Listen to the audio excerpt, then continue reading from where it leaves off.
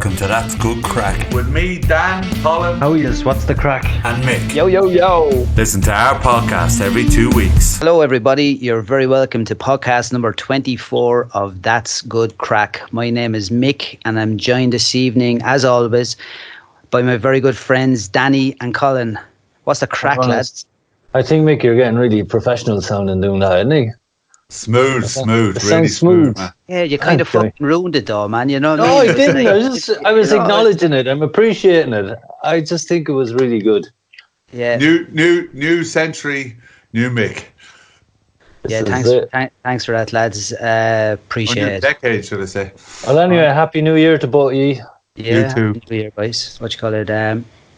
Yeah, this evening we are honoured and delighted to have on a guest, and his name is Mark Geary. Mark, touring and performing live is Mark's lifeblood. He has been featured on bills with musicians as diverse as Joe Strummer, Elvis Costello, The Pretenders, Coldplay, The Frames and The Swell season, among many others. Mark is a Dublin-born musician who has split his time between Ireland and New York over the last 25 years. He spent his early years performing in New York City at the famed Sin-e Café alongside other musicians including Jeff Buckley and Sinead O'Connor, garnering respect and attention from both audiences and fellow artists. Since 2002, Mark has released 5 studio albums and 2 live recordings. His second album, The Acclaimed Ghosts, was named 2005's Album of the Year by the Irish Voice and referred to by Billboard Magazine as a collection of superb songs delivered with a quiet intensity that will endure itself to listeners. Mark, on April 1st of this year, will be 25 years drink and drug free, and we are delighted to have him here for a chat. So Mark, what is the crack? I see you got my bio. That's nice that you read that out. That's nice. Yeah, no, that was like handwritten by myself. Very I was just thinking, I'm going to get Mick to write one of those for me. very familiar, lads. Yeah. Are you on Wikipedia? Sounds like I am. I'm very well. The crack is good. Yeah. Fantastic. All I will say about that bio, Mark, is that I know every bit of that. So, in fairness, I knew it. Indeed. Absolutely. I know you. Yeah. Just to kind of fill people in, myself and Mark were friends. I don't know how many years now, Mark, but I was involved in organising a fundraiser in Dublin, and I decided with my partner we were going to contact Mark to see if he'd come along and play at. And it was very, very, it was cool. And I actually, in my first conversation with Mark, this is how relaxed I was with Mark. I turned around and I said, "Hey, can I do a song with you?" And the lunatic said yes. He didn't know if I could sing a note, you know what I mean? And I don't know if I described that conversation as you being relaxed. I think it was you were getting on that stage come hell or high water. I hit her. No, that's what happened. But no, it was more so you were relaxed, and it was just you know what I mean. It was it was really, really cool guy. Yeah, we kind of hit. I have just always had that thing as a musician, as a human that even with these podcasts or whatever, I'm far more interested in the people I'm being interviewed by than myself. I know my story. So rather than constantly kind of rehashing my story, I'm much more interested in what other people have to say. Well, so that was why I got you up on stage to have your thing. Yeah, and it went pretty well, thank God. And yeah, it was great. And and you're more than welcome, just as you say that, you're more than welcome to ask us any questions as this goes on as well, I know, I'll talk about me for now. Yeah. I was seeing now that I have you. It's like, no, this is all about you, lads. It's all about you. But no. No, that's cool. Mark, what you call it? Yes. It's just brilliant to have you on, and you've been in my mind for coming on to this for a long time now. And Yeah, it's great that we've been able to get together, and I suppose you've just stood out because of your wealth of experience with the performance that you've done, the places you've done it, like, you know what I mean, just at the highest echelons of like music with like massive names, and and like I was just interested because I never really got from you, like, at what stage. I know you moved to New York when you were 19. You got the kind of that lottery green card thing that was done in the early 90s, late. Yeah. And there were two. There was a Donnelly. It was a Senator Donnelly, and then there was Senator Morrison. And because of the massive immigration from here in the 80s and the 90s, there was this political kind of groundswell of because of the Irish and the connection with America. No one else has ever had this type of thing happen, but there was this feeling that they politely call it undocumented. There were undocumented Irish people living and working or whatever, and the feeling was that just a tweak of the legal system to offer these people the chance to throw their name into a lottery. It was a complete amnesty. You weren't kind of you weren't giving throw your name in and get your arrested. address. You weren't giving your address, and then the authorities would show up. I'm mindful, of course, that how much has changed in the last 20 years or whatever. It just seems incredible that, if that was to happen now, there is actually ICE, the fucking, the officers who are putting kids in cages on the border or whatever. That's what they do. They come and drag you out of your bed or whatever. But anyway, the Irish situation, I guess they felt was different, and so I applied to that green card lottery. My brother Carl was living in New York, and as you mentioned, the Sin-e Café was kind of well regarded, just a little coffee shop that happened to have live music, and so that was my beginning of my New York kind of thing. Yeah. And I haven't done the math. I'm just wondering, at what stage, would it have started to become an issue with the substance abuse? There's lots of people that we talk to, and I talk to, that from the get go, that trouble. I used to always say that trouble. Why was I always in trouble, and how come trouble found me? And I would always say that it seemed that trouble had a car. From the get-go, from very, very early, and I started dabbling really in my 10 or 11. I was finding things to get high on. Sadly, I have children myself now, and I can't imagine that was the behavior that I was doing, but the truth is that that's exactly what was happening. I was finding aerosols and butane gas and whatever. I could open up the under the sink, and I could find shit to get high on. That's kind of what I was doing. By the time I got to New York, it was a daily thing. Now, I didn't think it was a problem because there was a lot of heads around me who were in similar situations, and just getting high and hash, and the occasional speed, and the occasional kind of lots of magic mushrooms. There was a place called Happy Valley in Dublin. Hilariously, literally. Yeah, absolutely. And when the rain came, all these mushrooms popped out, and we'd go picking. Amazing. They were genuinely fun times, and it didn't seem like I had absolutely no idea what the hell I was doing. School was a nightmare, and but I had a nice girlfriend, and I was on the dilly, and you kind of got by. Cool. And in New York, then, that you would have gotten help in New York, it would have come to a head basically while you were over there. It did, and I think with a lot of people's experiences is that it comes to a head before you know it's at a head. You Yeah. know, I think that's that. I could say that's what happened. It was interesting around the Sin-e kind of cafe and the people that I had become friends with. All of them, almost without exception, all of them were clean and sober people. They had gone to 12-step programs and whatever. So there was a bunch of very, very, it's talked about this idea of attraction rather than promotion. Yeah. The personalities or whatever. These people were just, they were fun.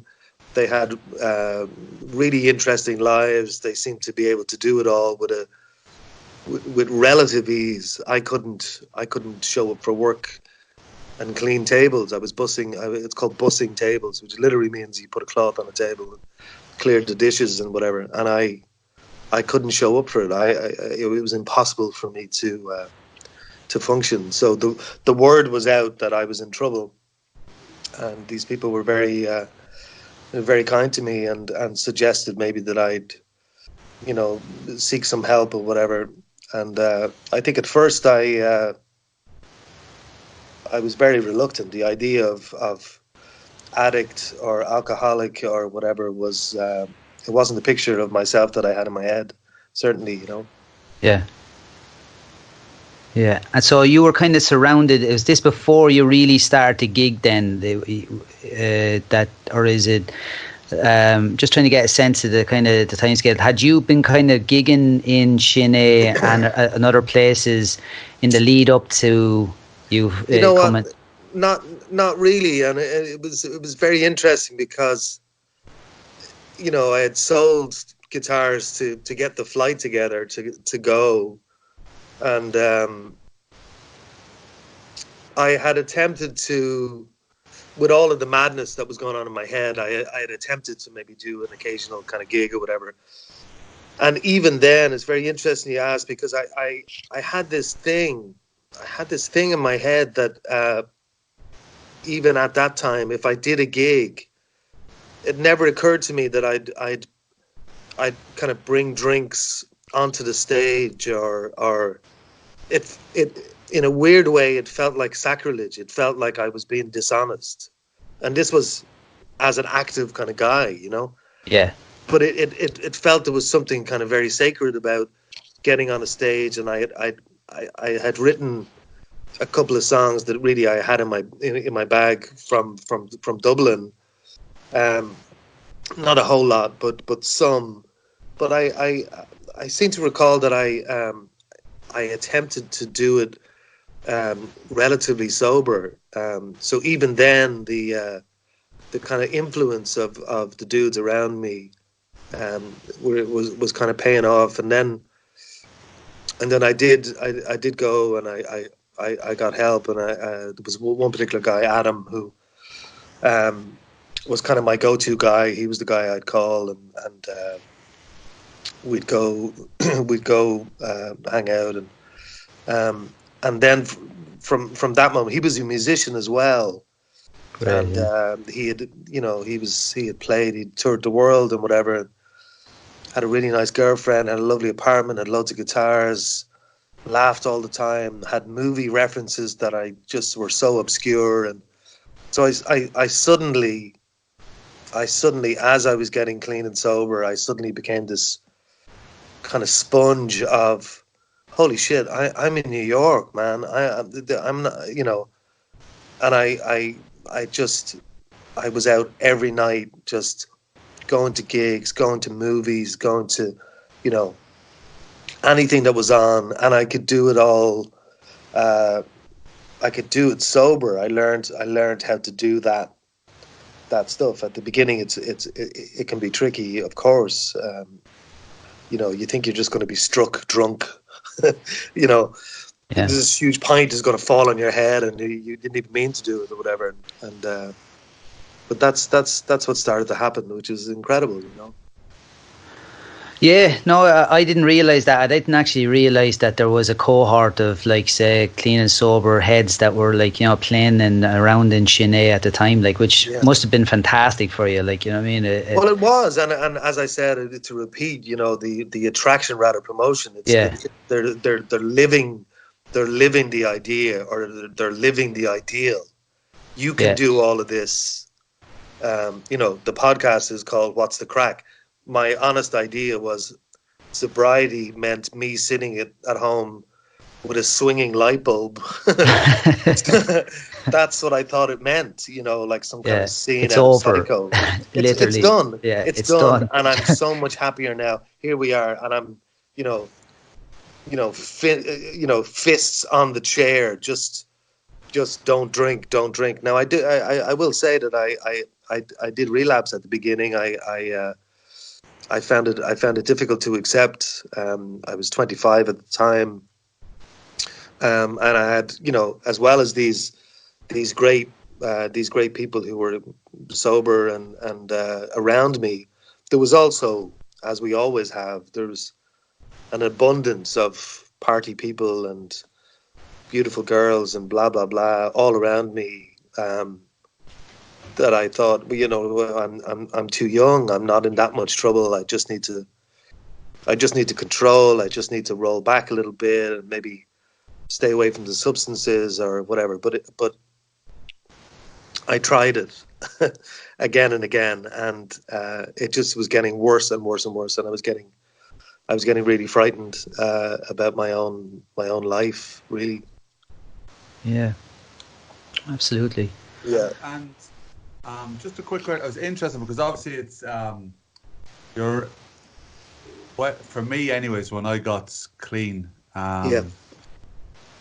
obviously there was a lot of issues that arose when I put down the drink and drugs, because, of course, you know, and I had to deal with them, and I used different ways of growing.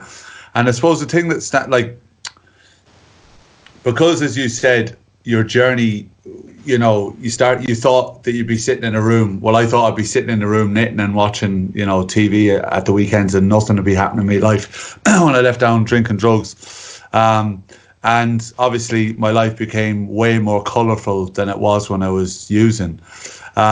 Did you find that your approach to music, your creativity, your approach to performing changed a lot during this process? Like, because obviously you as a person started to change as well, you know. It's a great question.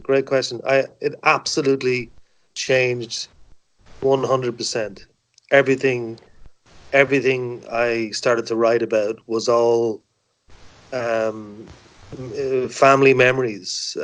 Some of my, you know, forgive me, some of my most loved songs, if you will, are from around that period of really getting into the work of, as you said, when you you know, you can take the booze out of a fruitcake, you still have a fruitcake, you know. So what started to happen was I got deeper and deeper, and this incredible joy of you know, writing, being able to sit and write songs and going, what the fuck is that? What? Oh my God. And being so excited about it, and not having that awful kind of destructive head, or even the negative head, drunk or sober, of going, well, that's shit. You don't, nobody's going to listen to that. I just started to just pay real attention to the lyrics that were coming out, and so there was lots of stuff about Dublin, lots of stuff about home, my family, and there was a real thing about it, you know, that it wasn't just getting up on a stage and hell yeah, and I was trying to connect. I was trying to be as real and as kind of hopeful as I can be. It wasn't. doing dreary gigs with the guy who's just got sober and it wasn't that. It was beautiful and fun and joyful, and people singing harmonies with me and that stuff's incredible. That this was the reward almost of being brave, So I just I would do gigs. Some nights there was an amazing place called the Pink Pony, and I would go down there on a Tuesday night, and there were all these different songwriters and comics and all these kind of people. There was the dude from The Sopranos used to show up and sing Italian songs. This guy Dominic Canesi Jr. He played Junior in The Sopranos. He was also in The Godfather 2. He plays Johnny Ola, which is, if you know your Godfather, it's a huge thing. Really respected kind of actor. He would show up with a guitar and sing all these Italian songs, and all these women would be swooning. It was like looking at Frank Sinatra or something. Hilarious. It was amazing, just incredible. And then we'd go to a meeting, after the gig. I did that for months, and I would write a song and then run down and be brave enough to go, I've just written this song. Here's the words, and I'd have someone hold up the page, and I'd sing the song, And so all of that was happening. I must also say that at that time, in 95 and onwards, I was bartending. I was bartending. It's a real thing in New York and lots of places. I've traveled a good bit around America and whatever, particularly. But there are lots and lots of clean and sober people who work in nightclubs and bartend and are an amazing bartender. Apparently, I make an amazing Cosmopolitan. I have never had a Cosmopolitan. You know what I mean? So what started to happen also at the same time, and I was told that you give back what was so freely given. That hammered home very early. So I would meet people who were just coming out of rehabs and whatever, half a breath of sobriety, and we're told that the newcomer is the most important person in the room, and there was a lot of friends of mine I was bartending with who started to get sober, who were ending up in really, really dangerous kind of situations. And because I was sober, they came to me, and I said, well, this is what I do. So there was one particular guy, and we used to do relays from the bar. We, almost as if you were going on a coke run, but we'd go to meetings. Like he would stay at the bar, and I would run down and get an hour, and then come back. And there was a place called Midnight Madness, a meeting in New York, very famous. And they had meetings at 12 o'clock and 2 o'clock in the morning every night. And as well, as a lot of your listeners would know, 2 o'clock in the morning is a really, really good time to go get fucked up. So I would just, I'd be up because I somehow couldn't sleep with the 30 coffees that was in me. And, and I'd go down and do a 2 o'clock meeting, So that was, it was incredible to think about it.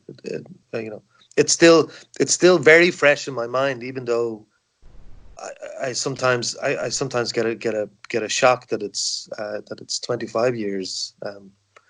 It's still very fresh. It was it was sink or swim. It was absolutely sink or swim.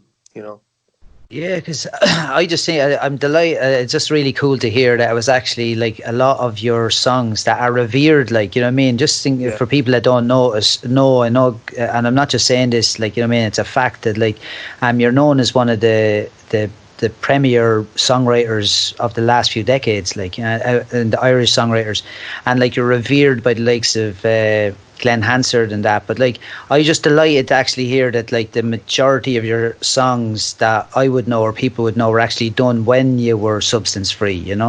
Absolutely, all of the songs that people would know are amazing. Me clean and sober. There is That's no cool. That's there is cool. no there is no recorded evidence of yeah, because that would have like that kind of stuff amazes me, because I just couldn't get my shit together while I was using, you know. I just couldn't have done anything like that. But like, I've heard stories like you famously were friends with Jeff Buckley, like as he was coming up and playing in Sinead, you would have played with him, and Sinead O'Connor likes that. And I remember, like, you were saying that one of the reasons why you became so close was that, like, anyone that heard Jeff Buckley, and basically still to this day, will copy him. Like, in some way, shape or form, a little bit of Jeff will come into their singing or their playing or something like that, whereas you just didn't. You were just, there was no Jeff in you at all. You just did your thing. And I just think that's amazing. Yeah, but the luxury also, you know, there's, you know, there is, you know, I couldn't hit those notes. There was no imitation. If I was going to do it, Jeff, then, you know, so you know, the limitation is what you know, focus on the thing that you can do better than others. Know that you can do it, and it feels authentic, and it feels, you know, I do workshops now and again for, you know, kids, you know, wanting to learn songwriting and whatever. And I always say that, you know, like, if you were to write a little sentence or whatever, no one else is going to think of that sentence, you know. So already you're being authentic, you know. You can copy all you want or whatever, but, you know, people are going to listen to Jeff Buckley because that's the voice or whatever. We became very, very close. There was something about Sinead as well that was, it really did feel like a bit of a creche for the wayward, and you know, you could hang out and have these appalling coffees and just hang out and smoke cigarettes and there's a beautiful thing in New York of a kind of sitting on the stoop life. No one stayed in their apartment for very long, and you just hang out, and like all of my, you know, fellowship with other kind of recovering people or whatever was all done that way. You know, summer times were brutal in New York, the humidity or whatever, so you couldn't sleep, so you might as well just hang out and go see, you know, everything it seemed was here was a place that had been designed just for me, you know. I could have breakfast at 4:00 in the morning because that seemed like the right time to have breakfast. I'd finish work. There was a guy, I think he was onto me immediately because he knew that I'd finish work and I'd have money in my back pocket, and it was a 24-hour CD and DVD shop, and this fucker would be there when I was passing at 5 a.m. He'd still be there. And I'd go in and I'd buy literally hundreds of dollars worth of, you know, every imaginable. And you say, oh, you like that? Well, how about this? And it'd be box sets of, you know, Woody Guthrie and kind of, you know, a box set of Hitchcock and Francis Ford Coppola. And, you know, he just bought all this stuff hoping I'd come by, you know. And but New York, it just felt that it was designed for me. I could watch a movie, go to a movie theater at 2 a.m. It was amazing. It was really amazing. And then I have to say, you know, like the bartending thing was, it was hard because it was really intense. It felt like I was back. I worked in McDonald's for about half a minute in Dublin, and so that stuff, just the adrenaline and the, you know. It's no surprise that it felt a little bit like a performance as well, you know, with a certain barrier between you and the crowd and you, yeah, all of that stuff, you know, and a real thing I learned, I think, as all of us do, that you kind of do your best for that day, you know. I'm not suggesting that, you know, as soon as I put down drink and drugs, that everything was just transformed, and I was writing these mystical songs. That absolutely, I don't want to give that impression at all. There was tremendous self-doubt. You were asking about, you know, the stuff that started to happen when you put down the booze. A tremendous kind of this viciousness of my thinking in my head. that really kind of shocked me. So I what I did was I just doubled down on the things that I was doing. I went and got help. There was kind of crazy kind of psychotherapy that I was doing. I was doing all kinds of stuff, but I was very teachable, I think. You're open to it. Yeah. I had made an agreement that whatever it would take to so you get clean and sober, and that's wonderful. But how do you live happy?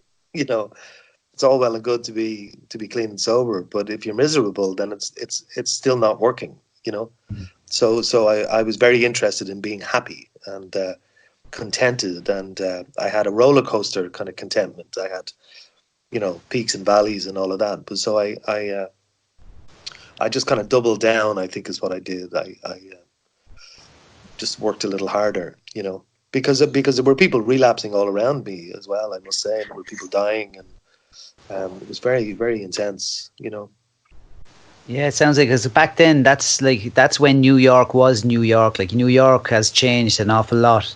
I think so. Yeah, a lot of money has come into it, similar to San Francisco and all these other places, and Dublin, where big tech places and people that will pay like $3,000 a month for rent, kind of pushes out. It was always a place for artists where you could go and do some bartending and, you know what I mean, and gig every night, Yeah. But that seems to have, on a large extent, has disappeared. It seems to have, anyway. Yeah, I would think so. But also, like, it's funny, we are talking about New York, Wall Street, that people go there and make money or whatever. So my sphere of influence, or my experience in New York, is a very, very skewered little, most people who are getting out of, mid-America go there to have a career, study at university, very academic and very business oriented or whatever. My thing, and a lot of the people that I was with, yes, we were able to kind of hustle and be kind of the Peter Pans of New York, I suppose. Mark, you alluded to family life there. Family, looking back on family. I did a little bit, like Mick, I did a little bit of research, because obviously I don't know you personally, and I don't know a huge lot about your music, being honest with you. Okay. I started listening to it recently, and I'm really, really enjoying it. The question I want to ask is, you came from a big family. What was that like? There was 10 in your family. Yeah. It was chaos, man. I can imagine. How big was the house?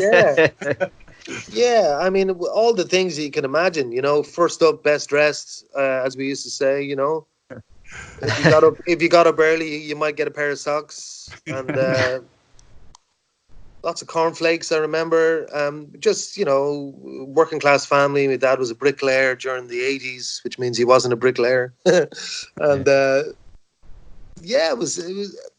it was funny too, because all of my life I've been put in it seems I've been put into kind of situations that at the beginning feel very uncomfortable. So I left this little primary school with all of my mates that I played football with, and went to New Park Comprehensive, and that had always been a very kind of considered a kind of a little bit more kind of hippie, kind of artistic type of school. The only reason we were there was that my mother could push myself and my brother Carl in a pram, and it was 200 yards from our house.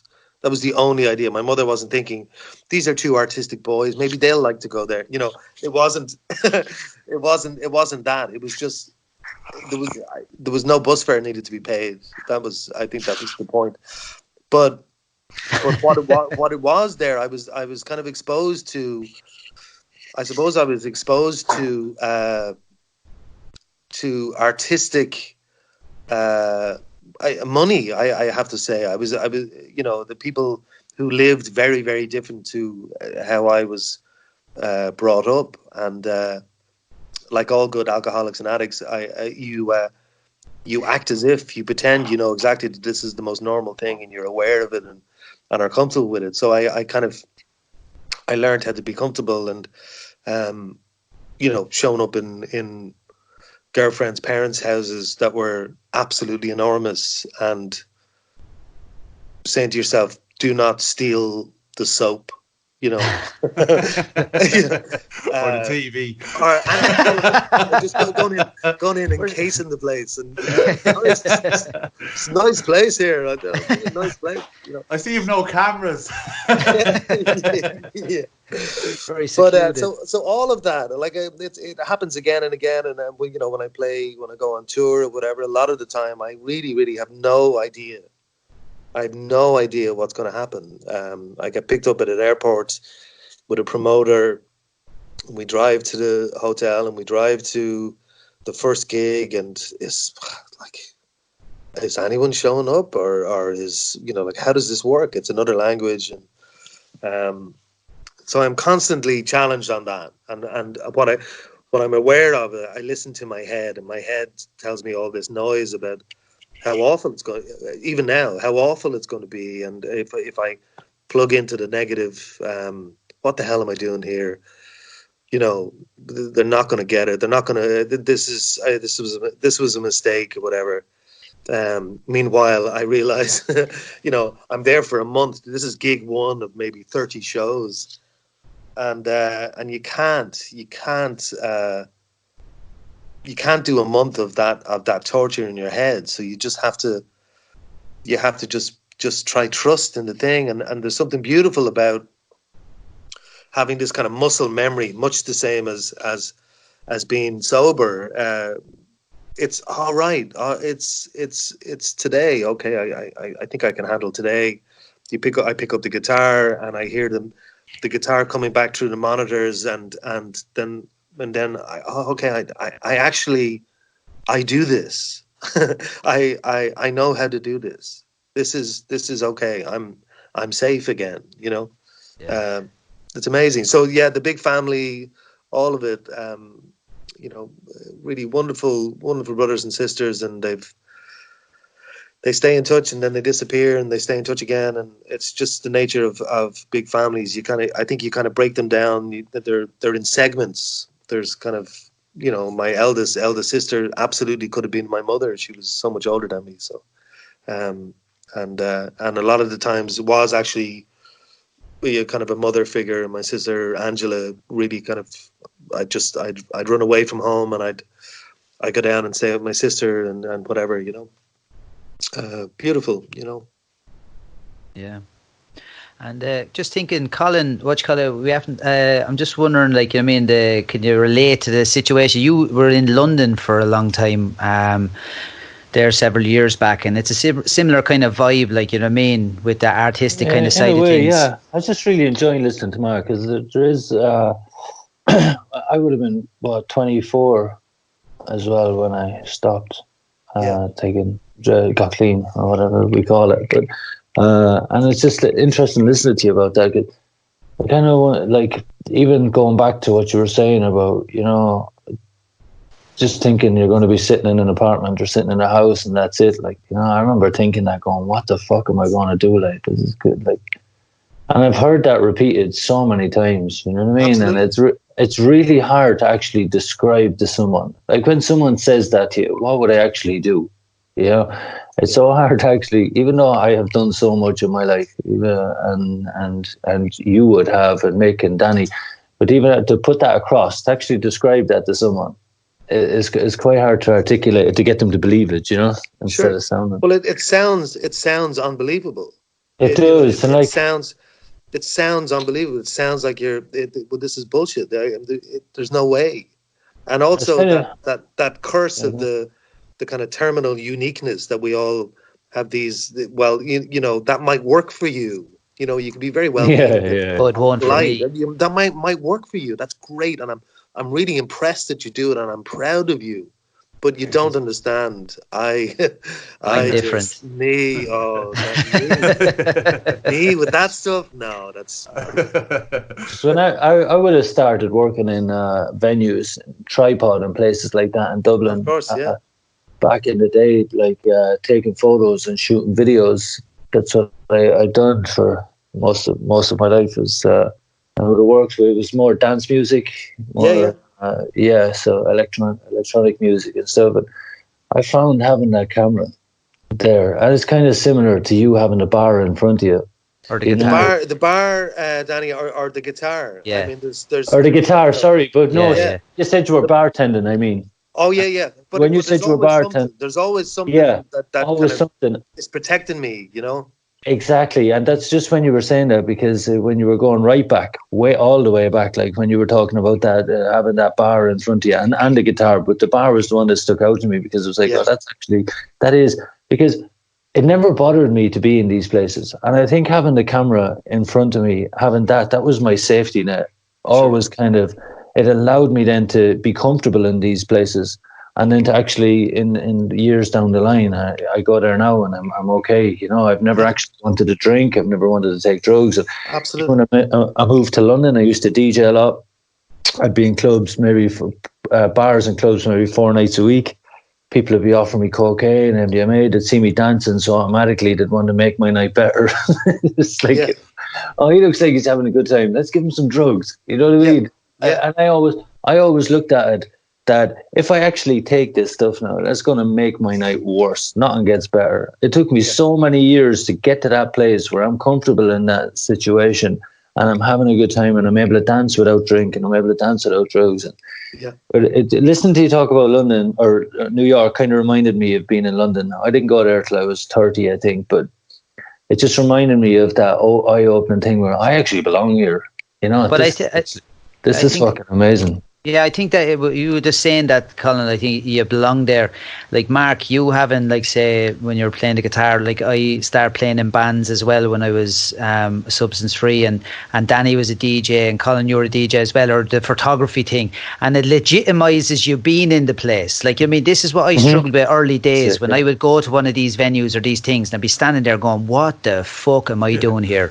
Do you know what I mean? Why am I here?" And when I started gigging, like, you know what I mean? I'm there and I'm here to fucking play music, right? And then it actually kind of broke that thing for me where now when I go to a place, like sometimes it's just if it's a shit thing I'm at, like, fair enough, I might question what I'm doing there. But generally now, if I walk into a place, it's because I actually am not enjoying it, rather than it used to be to me, like I'm like, I have a legitimate reason for being here. I'm not drinking, I'm not using drugs. What am I doing here?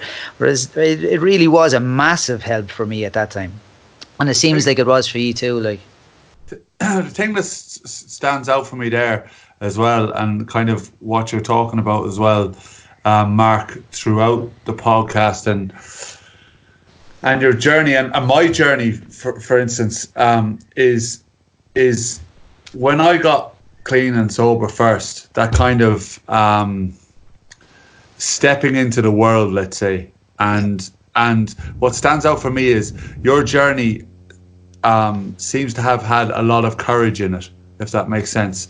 Like, for example, the first time I DJ'd and I had to pick up the microphone in front of, say, 600-700 people and introduce a club or whatever, and to hear my voice come out of there. Sure. I was given courage to be able to continue that on, because, you know, I would have hidden from stuff like that for years. You know what I mean? I would have been afraid to stand up and be in the presence. And what kind of, when you talked about going into a venue, being brought there by a promoter, you're sitting down, and you're about to play, and there's so many of us that struggle with that moment, that we would, without courage, without change, without belief in ourselves, we would run out that door and go back to this old way of hiding. And for me, that's if I was to look back at my years of being clean and sober, and it same as you on different levels and in different parts of my life, what stands out is just kind of saying, you know what, it'll be okay. I'm going to do this. I'm going to try it. And as you say, the more you do it, you've got a muscle memory. So you're like, okay, yeah. So the sound of the guitar, I know what I'm doing now, and it's okay. Like, and that's kind of participating in life and having the courage to do it. That's what my journey's given me over the years, and I hear that in your story as well. You know, absolutely, and also just with the idea of being in those places. I thought, well, this whole thing is out of bounds now. It's unwise for me to be in those places. You know, the old adage that if you hang around the barbershop long enough, you get a haircut, you know. So if you're going to be in nightclubs and but then I had such wonderful, kind of beautiful moments where I'm in a bit of a tough situation, or I'm feeling, you know, just the head is at me, my negative kind of the stinking thinking, as we call it. And, you know, you go up to the bar and some beautiful bartenders going, "Do you want another Coke and honey?" And I said, "Yeah." Is he okay? And I said, "Yeah." So do you want a drink or something? And I said, No, I don't drink. And then, in a very subtle way, they let it be known that they're sober people, you know. So in the middle of what you think is this really hostile environment, I've found that you know, we're there too. There's lots of kind of good people that, you know, and also just the magic of not being so self-conscious that you can actually, you know, put your coat on a chair and go up and start dancing. Like that to me is freedom. I could never. I was never ever able to do that with all the drugs in my system, with all of the false bravery or whatever.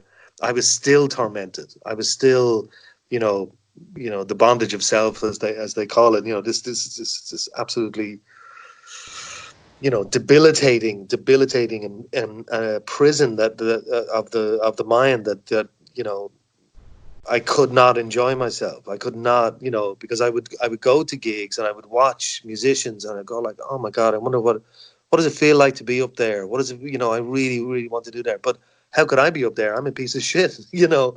There's this awful, you know, I'm not allowed up there. That's for, you know, that's for real musicians. That's for whatever, you know. And you realize that the whole thing's a lie. It's a lie, you know. No one was stopping me, because no one stopped me. No one was stopping me to jump up. I used to do these open mics and we sit there and just sweat with nervousness and go up and try do like 2 songs at an open mic and I don't know how, but I knew there was something to it. I knew there was something that you know, there's nothing wrong with doing anything that you, even if you're shit at it, you know, just you know, you should kind of show up and you know, there was no applause, there was no payoff, just the act of showing up, the act of challenging yourself, and that's been my story from the beginning, you know. Yeah, good stuff. But and like, you know, with this journey now, it's 25 years on, you know, and you know, it's amazing that like you've been like, I don't know, it's you'd wonder. I'm just, for me, what I've gotten from this, and I was actually known you all this time, and I just never actually knew that you were actually, all your songs are from when you were clean and sober, you know. And I just really think that's cool, man. And I think it's an amazing journey, and it's just like, you know, inspiring that this, like, you know what I mean, to be in a place like New York and to just start doing this thing, like, you know what I mean. It's not like nowadays maybe you could, like, you know, people could be doing it from their bedrooms and putting stuff up on SoundCloud or whatever like that. You were going out, you were like doing the open mics in New York, you know what I mean, and it was like you know, and you were doing it sober. Yeah. And it's just an amazing journey. It's cool, like, you know, and like, and I've seen, like, you know, some of the places you've played and you know, amazing gigs and with like other amazing artists, and you know, what a journey to have gone on sober, you know. Absolutely. Yeah, it's amazing. And do you like, you're still constantly touring? I can't get over it. Like, every time I'm online, like, you're in Italy or in wherever, you know what I mean, you're all over the place, man. The States, like, you know what I mean, it's lit. Yeah. And that's just the nature of, you know, if you just from a really practical point of view, take Ireland, right? So there's 7 gigs, you know.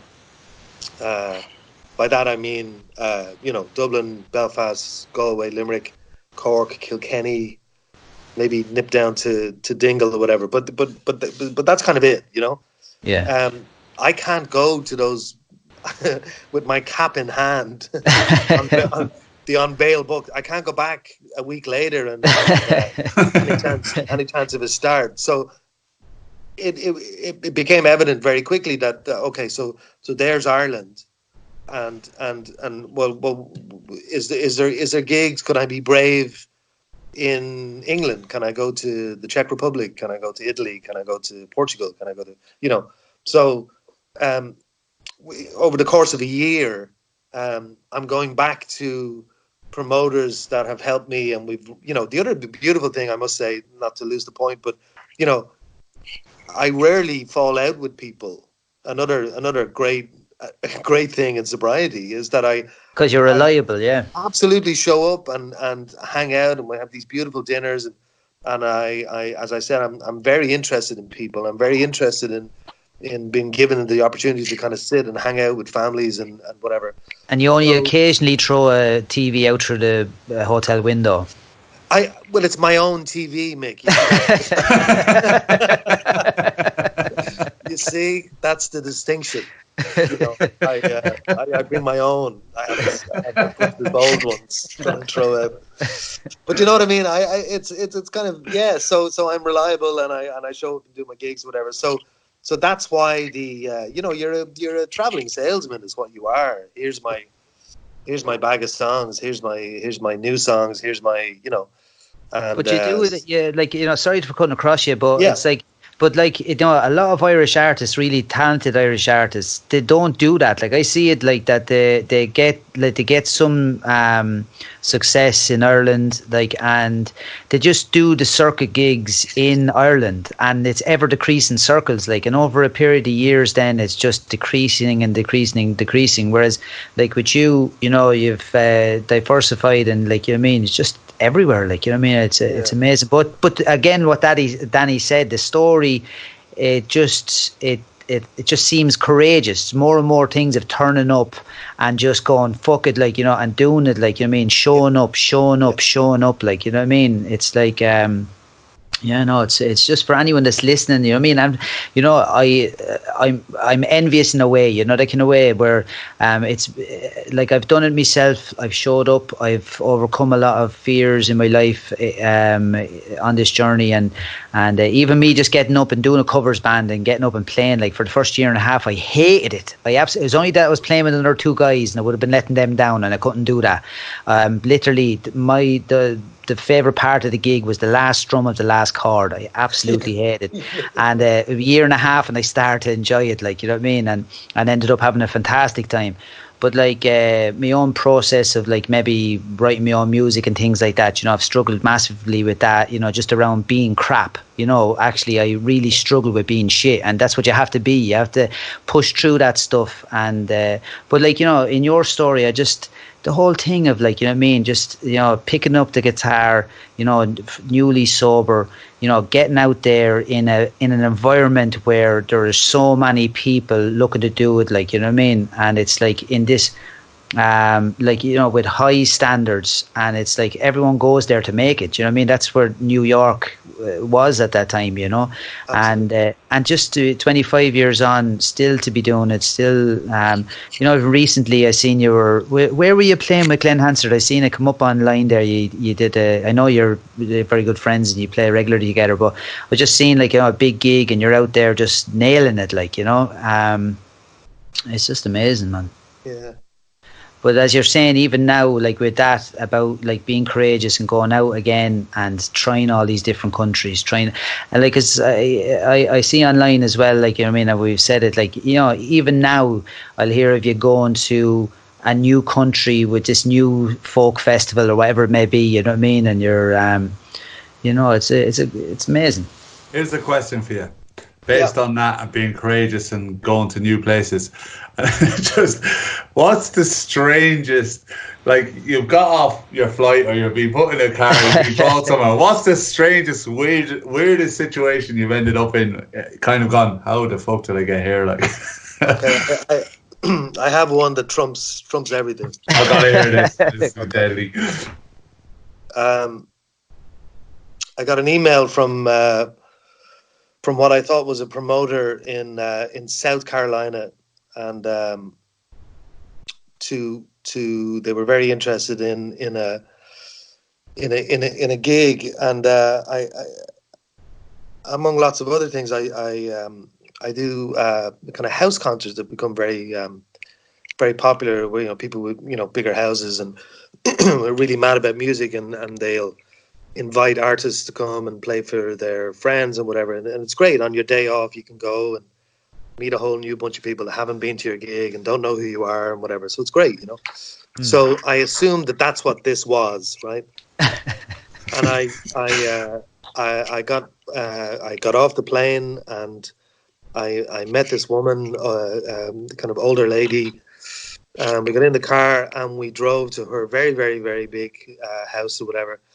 And she said, maybe you'd want to have a lie down and rest and whatever before the concert. And I said, absolutely, that'd be great. Have this lovely room, bathroom en suite, and beautiful. And so I go to sleep. I wake up about 6:30 or whatever after a nap, and I said, so where do you do what do you do the concert tonight? And she said, well, wherever you want, really. And I said, yeah, but obviously, in a bigger room, or so like what time are people coming? And she said, what do you mean? And I said, the crowd for the fucking, and my heart is sinking. My heart, she's giving me answers that just don't seem really, really, and she said, there's no one coming. I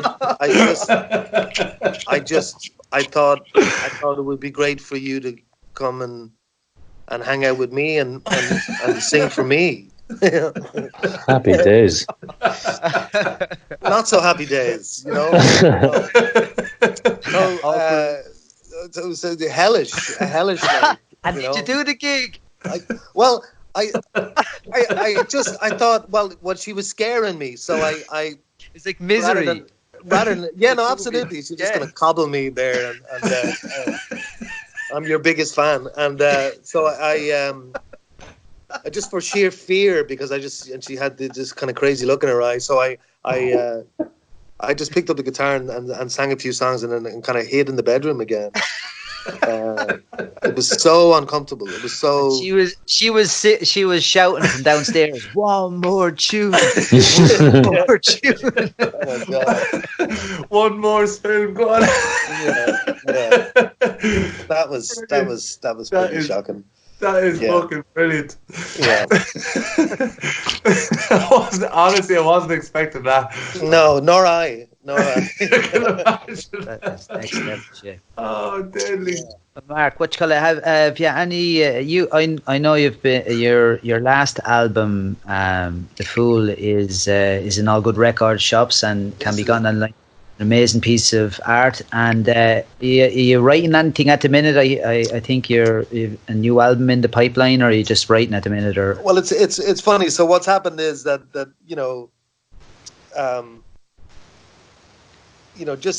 just to be able to say the words, yes, a new album, requires of me the knowledge that thousands of hours later an album will come. That's just how long it takes, So what I've done, and I just kind of noticed a little. It's just something changing, or lyrics coming, or picking up the guitar. Every time I picked up the guitar, a little kind of phrase would pop out or whatever. So, you learn this intuition that something different is happening, and maybe it's time.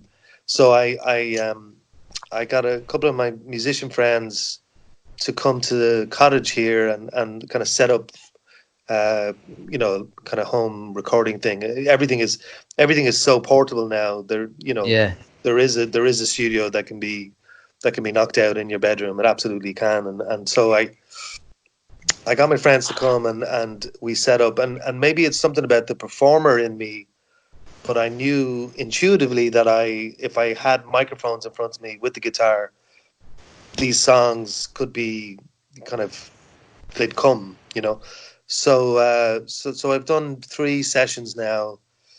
I'm kind of 5 or 6 songs have come. I'll do another. I do actually go to Italy at the end of this month again for a festival, and then I'll start again. So I'm in the midst of just like honestly running around with a butterfly net trying to catch things. That's all I could describe it as. Like there is no.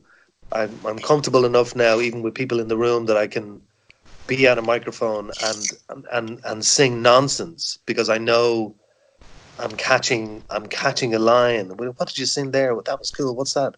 And then you see you're writing on the fly, just trying to develop a melody or whatever, with no idea of where that song's going to go or whatever. And some of them get deleted, and some of them happen very fast. I wrote a song last week, and so that's what I've been doing for the last few weeks after Christmas. So it's a new not technique but process that you're kind of using. Well, I do it all the time. I mean, lots of stuff in The Fool or Opium or any of those albums.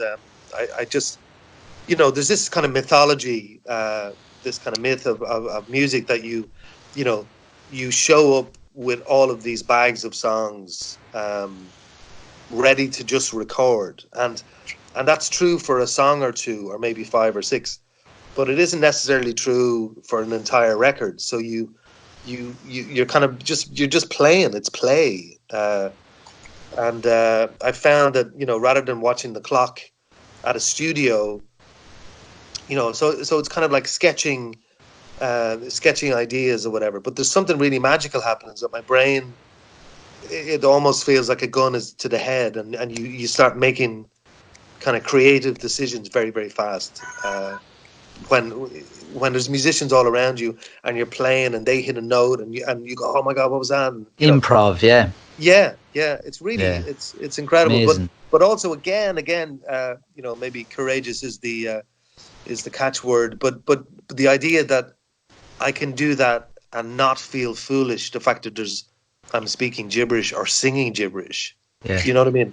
As opposed to having, oh my God, the poetry coming out of Mark at the moment when there really isn't, Yeah. But just being comfortable enough in the process of it, and knowing that no, there's something here, and I'm around very intuitive musicians and very kind of they know exactly what I need to get the song, Yeah.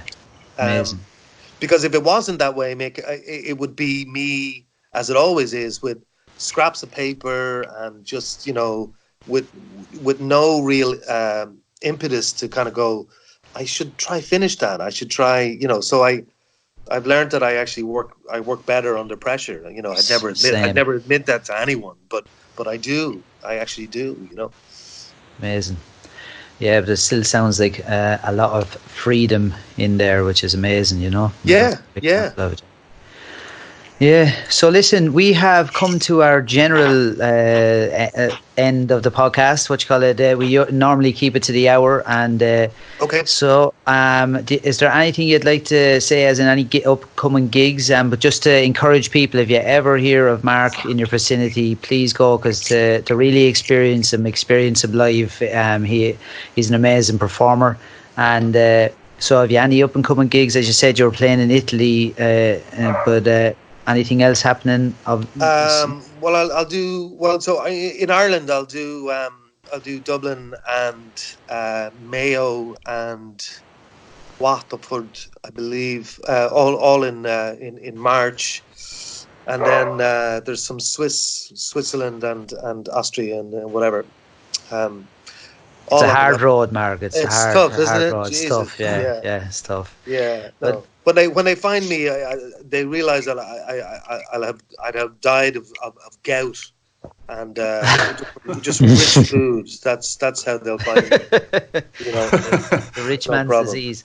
Yeah. Listen, thanks a million, my friend. It was amazing having you on. It was a lovely chat, and even though I know you well, I've learned a lot today. Nice one, Mark. Thanks a million for that, mate. It was great listening to you. Yeah. Really my pleasure. Thanks, lads. Thank you. Cool. So, if